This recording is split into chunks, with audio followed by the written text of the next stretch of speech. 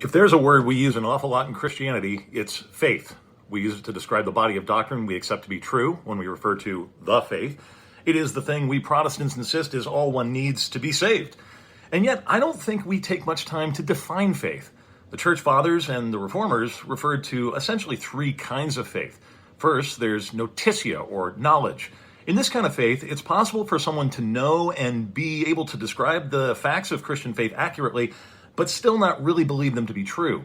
Secondly, there is assensus. This is where one assents to the basic facts of the Christian faith. So in this case, a person can say, yeah, I believe all these doctrines are true, and yet the Reformers said even still, that does not constitute saving faith. That kind of faith is referred to as fiducia. It simply means trusting in the promises of God. It means to depend on the work of Jesus for yourself.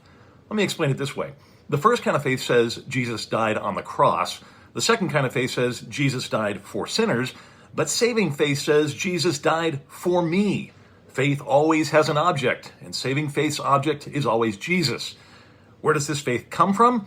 Well, of course, Ephesians 2:8-9 says it comes from God. And Hebrews 12:2 says Jesus is the author and perfecter of our faith. Romans 10:17 tells us it's created in us by the hearing of the word of Christ. And John 16 tells us it is brought to us by the Spirit. In other words, it's all gift, and it is enough to save sinners like us.